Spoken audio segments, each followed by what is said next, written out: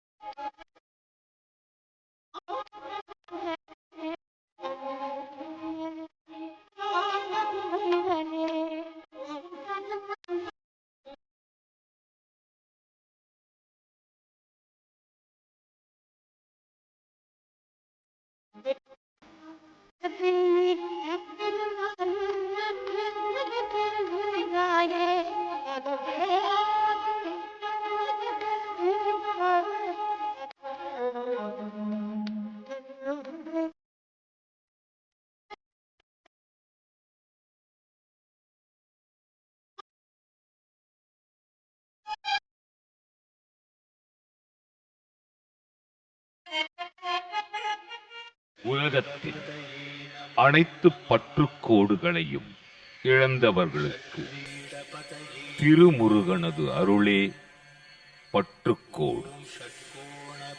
பொன் போன்றவனே, மாணிக்கமே, உபாசகன் துய்க்கும் உலக பொருட்கள் யாவுமாய் உள்ளவனே, அருளை ஊட்டுபவனே, நிலை பெற்றவனே, மயில் வாகனத்தமர்ந்த தேவே, வாழ்க்கை மின்னலைப் போல் விரைவில் மாறக்கூடியதென்பது அறிந்தும் நிலையற்ற இந்த வாழ்வின் மீது நேசம் வைத்த எமது செய்கையை என்னவென்பது?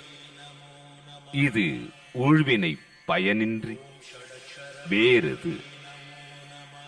இதனை உணர்த்தவோ திருவாவினன்குடி எனும் திருத்தலத்திலே பழம் நீ என பழனியானாய். ஞானப்படம் நீ. ஞானத்தை உலகிற்கு உணர்த்துவதற்காக தண்டம் ஏந்திய தண்டாயுதபாணி. ஞான நிலை அடைந்தவர் இது எமது உடம்பு, எமது உடைமை, எமது உயிர் என்று எதையும் பற்றி நிற்பதில்லை. அனைத்தையும் தனது குருநாதனுக்கு அர்ப்பணித்து விடுவர். உலக விஷயங்களில் விருப்பற்றவராகி ஆன்ம விசாரணை, தெய்வீக சங்கம், பாராயணம், தனியிடத்து இருந்து தான் கற்றபடி நிற்றல் என்று காலத்தை கழிப்பர். இதுவே அருள் வாழ்வு. இப்படிப்பட்டவரையும் பிராரப்த வசத்தில் உலக விவகாரங்கள் பற்றிக் கொள்கின்றன. இந்த வாழ்வு நிலையாம். இதனை உணர்த்தி உலகத்தில் உள்ள பக்தர்களுக்கு எச்சரிக்கை செய்யவே பழம் நீ ஆனவன்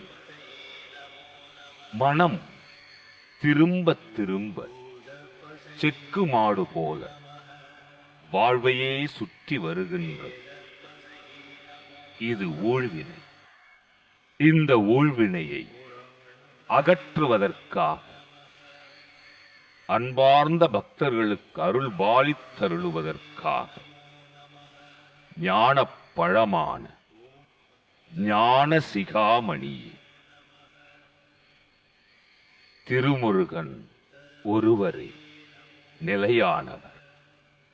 திருமுருகனிடம் பரிபூரண பக்தி செலுத்துதல் வேண்டும். தம்மையே முழுமையாக திருமுருகனிடம் சமர்ப்பித்து விட வேண்டும். விடுபடுவது வீடு. அதில் மூன்றாவது படை வீடு திருவாவினன்குடி என்று திக்கட்டும் போற்றப்படுகின்ற பழனி. பழனியில் ஞான தண்டாயுதபாணி பரம்பொருளான இறைவனைப் பற்றி மனதின் துணை கொண்டு ஆராய்வதே ஞானம். ஞானத்தை நல்குபவன் கந்தன். கந்தன் பகையாற்றலை வற்றச் செய்பவன். காம, குரோத, லோப, மோக, மத, மாச்சரியங்கள் என 6 பகைவர்களை ஆறுமுகன் அழிப்பான். ஆறுமுகமே ஒரு முகமாய் அமைந்தது பழனி. அழகான வடிவம் திருமுருகன் திருவுருவம். முருகு என்றால் அழகின் வடிவம் என்பது ஒரு பொருள். சுப்பிரமணியம் என்ற சொல் அழகன் என்ற பொருள் பொதிந்தது.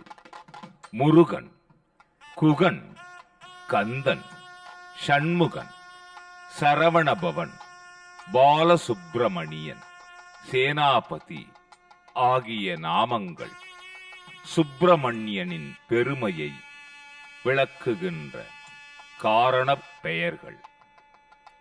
பெயர்கள் அனைத்தும் பொருள் பொதிந்தவை, அருள் தருபவை. திருமுருகனுடைய குணங்களையும் அனுக்கிரகத் தன்மையையும் அப்பெயர்கள் வெளிப்படுத்துகின்றது. ஆறுமுக ருத்ராட்ச மாலையை பயன்படுத்துவது பக்தர்களுக்கு சிறப்பு.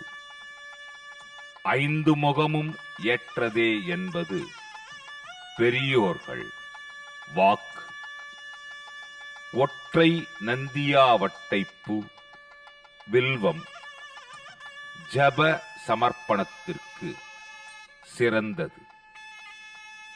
ஜபத்திற்கு தலம், மூர்த்தி, தீர்த்தம், கிரி 4 உடைய சுப்பிரமணியனின் திருத்தலங்கள் ஏற்றது. அத்திருத்தலங்களில் போற்றக்கூடியது திருவாவினன்குடி என்று புகழப்படுகின்ற பழம் நீ என்கின்ற பழனிமலை. பழனிமலையிலே அருள்மிகு ஸ்ரீ தண்டாயுதபாணி எழுந்தருளி அருள்பாலித்தருளுகின்றார். சித்த மருத்துவர்களால் கையாளப் பெற்ற 9 பாஷாணங்களின் சேர்க்கை ஸ்ரீ தண்டாயுதபாணி சுவாமி. அந்த வடிவே ஓர் மருத்துவ கலவை, மருத்துவ சங்கமம். முருகனை வைத்தியநாதன் என்பதும் பொருத்தமான ஒரு சொல். பழனி ஆண்டவரின் பண்டார திருக்கோலத்தை ஓவியமாக இல்லத்தில் இருத்தி வைக்கலாமா என்பது ஒரு சிலரின்